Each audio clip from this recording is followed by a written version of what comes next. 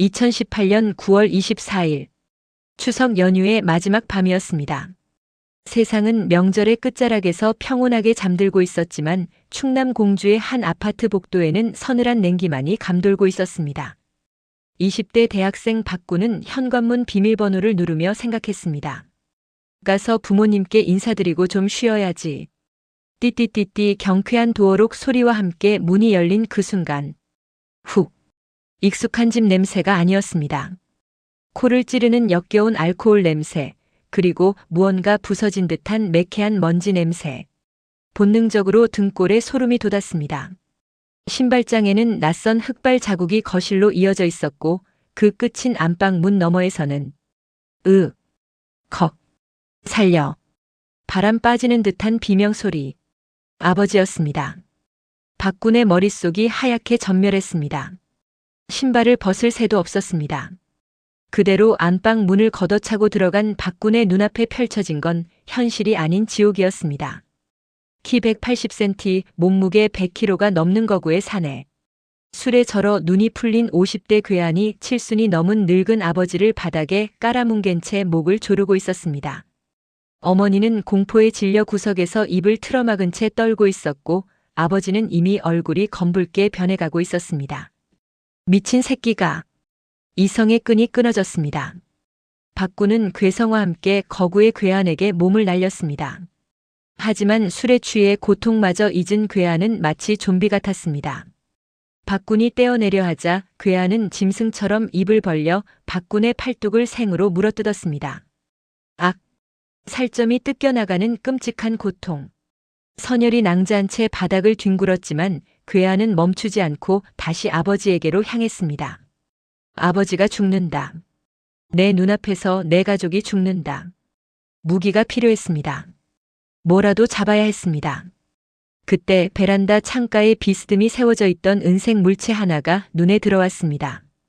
집집마다 하나씩 있는 가볍고 얇은 알루미늄 파이프. 바로 빨래 건조대였습니다. 박군은 피가 흐르는 팔로 건조대를 움켜쥐었습니다. 살기 위해서, 늙은 아버지를 떨고 있는 어머니를 지키기 위해서 그는 온 힘을 다해 괴한의 등 위로 건조대를 내리꽂았습니다. 캉! 콰직! 찌그러지는 알루미늄 소리가 온 집안을 울렸습니다. 하지만 괴한은 꿈쩍도 하지 않았습니다. 오히려 충혈된 눈으로 박군을 노려보며 으르렁거렸습니다. 죽여. 다 죽여버릴 거야. 공포가 분노로, 분노가 다시 생존 본능으로 바뀌는 찰나. 박군은 다시 한번 건조대를 들어올렸습니다. 이 밤이 끝날 때까지, 아니 저 악마가 쓰러질 때까지 멈출 수 없었습니다. 그것이 그가 범죄자가 되는 길이라 할지라도 말입니다. 현관문이 열리고 제복을 입은 경찰들이 들이닥쳤습니다. 거실은 태풍이 휩쓸고 간 듯 난장판이었고 바닥에는 찌그러진 빨래 건조대와 술 냄새 진동하는 거구의 사내가 널브러져 있었습니다. 박군은 그제야 손에 쥐고 있던 건조대를 툭 떨어뜨렸습니다. 다리에 힘이 풀려 주저앉으면서도 안도감이 밀려왔습니다. 살았다. 이제 경찰이 왔으니 다 끝난 거야. 피를 흘리는 아버지를 부축하며 박군은 경찰에게 다가갔습니다. 저 사람이 갑자기 들어와서 아버지를 죽이려고 해서 어쩔 수 없이. 하지만 경찰의 시선은 덜덜 떨고 있는 피해자 가족이 아닌 바닥에 쓰러진 괴한에게 고정되어 있었습니다. 괴한의 머리에서 흐른 피가 거실 바닥을 적시고 있었기 때문입니다. 경찰관의 눈빛이 싸늘하게 변했습니다. 이거 당신이 그랬습니까? 가족을 지키려다 보니. 선생님, 지금 특수상의 현행범으로 체포합니다. 묵비권을 행사할 수 있고. 철컥. 차가운 금속의 감촉. 박군의 손목에 채워진 건 보호의 손길이 아니라 수갑이었습니다. 아버지가 울부짖으며 경찰을 말렸지만 소용없었습니다. 그렇게 박군은 피해자가 아닌 가해자라는 이름표를 달고 경찰차에 태워졌습니다. 경찰서 조사실의 공기는 그날 밤의 거실보다 더 차갑고 건조했습니다. 담당 형사는 박군 앞에 사진 한 장을 던지듯 내려놓았습니다. 병원에 실려간 괴한 박 씨의 진단서였습니다. 뇌진탕, 두개골 골절, 전치 6주. 당신이 사람을 아주 반 죽여놨어. 형사님, 그 사람은 강도입니다. 제 팔을 물어뜯고 아버지를 목 졸라 죽이려던 사람이라고요. 알아요. 아는데 법이 그래요. 형사의 말은 건조해서 더 잔인하게 들렸습니다. 검찰로 넘어간 사건 기록은 더 기가 막힌 논리로 박군을 조여왔습니다. 검사는 박군을 특수상해 혐의로 기소했습니다. 그들이 내세운 논리는 소름 끼치도록 기계적이었습니다. 첫째, 빨래 건조대는 위험한 물건, 즉 흉기다. 우리가 매일 빨래를 넣는 그 가벼운 알루미늄 파이프가 검찰의 눈에는 사람을 해치는 흉기로 둔갑해 있었습니다. 흉기를 들었으니 단순 상해가 아니라 특수 상해라는 겁니다. 둘째, 과잉 방어다. 검찰 조사관이 박군에게 물었습니다. 괴한이 쓰러졌을 때 왜 멈추지 않았습니까? 머리를 가격한 건 방어가 아니라 공격 의도가 있었던 거 아닙니까? 박군은 억장이 무너졌습니다. 그 사람이 쓰러졌다가 다시 일어나서 덤비면요? 제 아버지가 숨이 끊어지고 나서야 때려야 정당방위입니까? 하지만 검찰은 냉정했습니다. 도둑은 전치 6주가 나왔는데 당신 가족은 전치 3주 진단이 나왔더군요. 도둑이 더 많이 다쳤으니 당신이 가해자입니다. 이것이 대한민국 법의 계산법이었습니다. 내가 입은 피해보다 도둑을 더 아프게 때리면 죄가 되는 나라. 강도가 칼을 들고 들어오면 나는 칼보다 약한 몽둥이를 찾아야 하고 강도가 주먹을 휘두르면 나는 딱 그만큼의 힘으로만 막아야 한다는 기적의 논리. 그날 밤 박군이 지킨 것은 가족의 목숨이었지만 그 대가로 그는 폭력 범죄자라는 낙인을 이마에 붙이게 되었습니다. 도둑은 병원에서 따뜻한 밥을 먹으며 치료를 받고 있을 때 가족을 지킨 20대 청년은 차가운 유치장 바닥에서 잠을 청해야 했습니다. 이것이 과연 정의일까요? 박군의 긴 싸움은 이제 막 시작되고 있었습니다. 계절이 2번이나 바뀌었지만 박군의 시간은 그날 밤 거실에 멈춰 있었습니다. 대전지방법원 공주지원 1호 법정. 공기는 무거웠고 높은 곳에 앉은 판사와 검사의 표정은 종이처럼 건조했습니다. 피고인석에 앉은 20대 청년 박군은 죄인처럼 고개를 숙이고 있었습니다. 그의 뒤쪽 방청석에는 늙은 아버지가 마른 손을 비비며 아들의 뒷모습을 하염없이 바라보고 있었습니다. 재판이 시작되자 검찰의 현미경 신문이 시작되었습니다. 그들은 그날 밤의 1분 1초를 프레임 단위로 쪼개어 박군을 몰아세웠습니다. 그것은 마치 살기 위해 발버둥 쳤던 생존자를 향한 조롱과도 같았습니다. 피고인, 빨래 건조대로 피해자 도둑을 가격할 때 왜 하필 머리를 노렸습니까? 검사의 날카로운 질문이 비수처럼 꽂혔습니다. 박군은 억울함에 목이 메었습니다. 검사님, 아버지가 목이 졸려 죽어가고 있었습니다. 어디를 때려야겠다고 조준할 정신이. 그런 정신이 어디 있습니까? 좋습니다. 그럼 첫 번째 타격 후 피해자가 주춤했을 때 왜 멈추지 않았죠? 확인 사살하듯 계속 때린 건 살인 의도가 있었던 거 아닙니까? 박군의 주먹이 부들부들 떨렸습니다. 그날 밤 술에 취해 좀비처럼 일어났던 괴한의 눈빛을 검사는 보지 못했으니까요. 멈추면 우리가 죽으니까요. 그 사람은 짐승 같았습니다. 제가 멈췄으면 저와 아버지는 이 자리에 없었을 겁니다. 변호인이 급하게 일어나 변론했습니다. 존경하는 재판장님, 이것은 정당방위입니다. 180cm가 넘는 거구의 침입자입니다. 왜소한 체격의 피고인이 맨손으로 제압하는 건 불가능했습니다. 빨래 건조대는 공격 무기가 아니라 유일한 방패였습니다. 법정 안에 잠시 정적이 흘렀습니다. 모두가 판사의 입만 바라보고 있었습니다. 상식적으로 생각하면 당연히 무죄여야 했습니다. 내 집에 들어온 강도니까요. 하지만 판사가 판결문을 읽어 내려가는 순간 법정 안의 공기는 얼어붙었습니다. 주문. 피고인을 징역형의 선고유예에 처한다. 유죄. 판사는 유죄라고 말했습니다. 비록 감옥에 바로 보내지는 않는 선고유예라 할지라도 그것은 분명 대한민국 법이 박군에게 내가 틀렸다. 너는 범죄를 저질렀다라고 낙인을 찍는 순간이었습니다. 판결의 이유는 더 가관이었습니다. 박군은 귀를 의심했습니다. 피고인의 행동은 그 동기와 목적을 참작하더라도 사회 통념상 허용될 수 있는 상당성을 벗어났다. 사회 통념. 도대체 그 사회 통념이라는 게 뭡니까? 집에 강도가 들어와 부모를 죽이려 할 때 선생님 나가주세요라고 정중히 부탁하는 게 사회 통념입니까?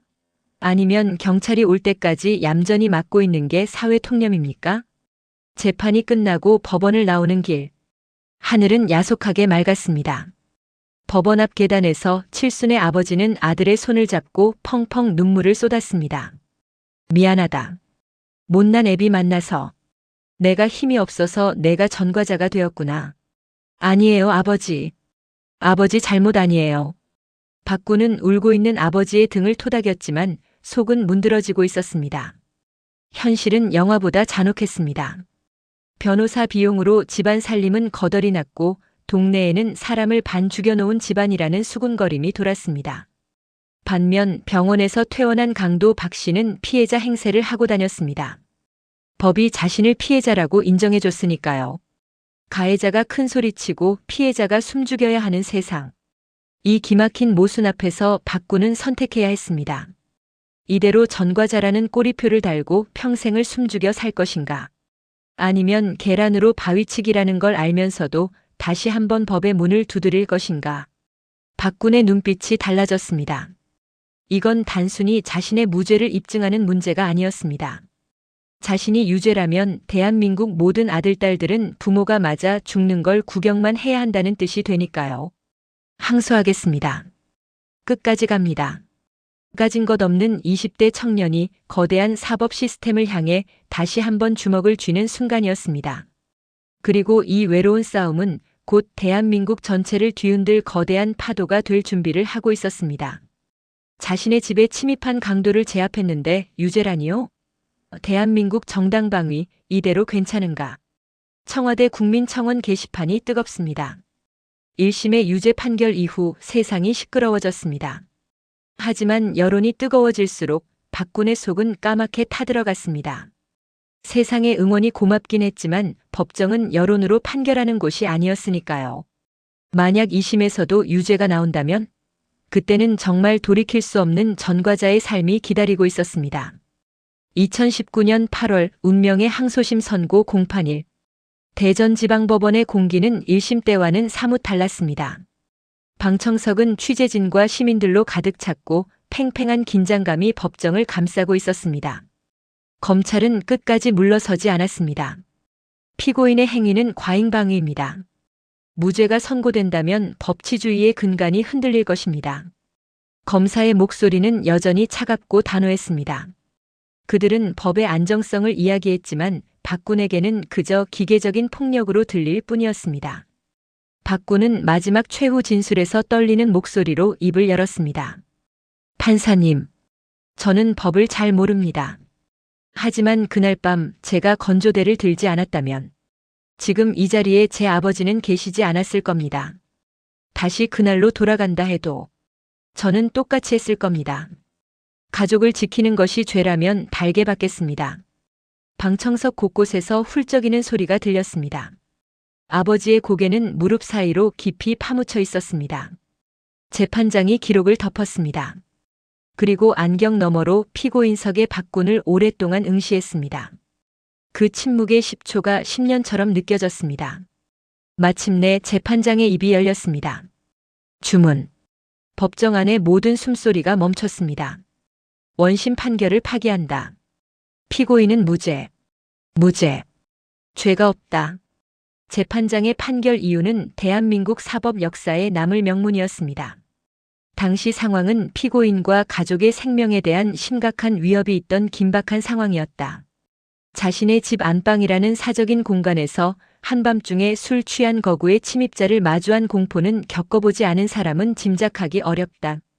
극도의 공포와 당황 속에서 엉겁결에 주변에 있던 빨래 건조대를 휘두른 것은 본능적인 방어 행위이며 이를 두고 이성적인 판단으로 힘 조절을 하라고 요구하는 것은 무리다. 법원은 마침내 인정한 것입니다. 법전 속에 잠들어 있던 죽은 문자가 아니라 피를 흘리며 가족을 지키려 했던 한 청년의 살아있는 진심을 말입니다. 아버지는 아이고, 아이고 소리를 내며 그 자리에 주저앉아 오열했고 박군 역시 참았던 눈물을 쏟아냈습니다. 그것은 기쁨의 눈물이 아니었습니다. 지난 1년 지옥 같았던 시간들이 씻겨 내려가는 안도의 눈물이자 왜 피해자가 이렇게까지 고통받아야 했는지에 대한 서러움의 눈물이었습니다. 검찰은 대법원에 상고했지만 대법원 역시 박군의 손을 들어줬습니다. 최종 무죄 확정. 길고 길었던 악몽이 비로소 끝나는 순간이었습니다. 이 사건은 해피엔딩으로 끝났습니다. 하지만 우리는 웃을 수만은 없습니다. 박군이 무죄를 받기 위해 흘려야 했던 2년의 피눈물과 수천만 원의 비용, 그리고 파괴된 일상은 국가가 보상해주지 않았기 때문입니다. 만약 2심 판사가 다른 생각을 가진 사람이었다면, 만약 여론이 관심을 갖지 않았다면, 박군은 지금쯤 폭력 전과자로 살아가고 있었을지도 모릅니다. 지금 이 순간에도 어딘가에서는 가족을 지키려다 범죄자로 몰리는 또 다른 박군이 있을지 모릅니다. 도둑이 들어오면 도망가는 게 상책이다라는 말이 정답이 되는 사회. 과연 이것이 우리가 바라는 정의로운 대한민국일까요? 본 이야기는 2018년 공주에서 발생한 실제 빨래 건조대 사건을 바탕으로 재구성되었습니다. 여러분의 생각은 어떠신가요? 내 집에 쳐들어온 강도 어디까지 막을 수 있어야 한다고 생각하십니까? 미국처럼 사살해도 무죄여야 한다. 아니다. 도둑의 인권도 있으니 적당히 제압해야 한다. 여러분의 뜨거운 의견을 댓글로 남겨주세요. 여러분의 댓글 하나하나가 어쩌면 법을 바꾸는 작은 불씨가 될 수도 있습니다. 오늘 준비한 이야기는 여기까지입니다. 가족을 지키는 것이 죄가 되지 않는 세상을 꿈꾸며 지금까지 냥냥뉴스였습니다. 이 영상이 의미 있었다면 구독과 좋아요 꼭 눌러주세요. 다음에도 세상이 감추려 했던 충격적인 진실로 찾아오겠습니다. 감사합니다.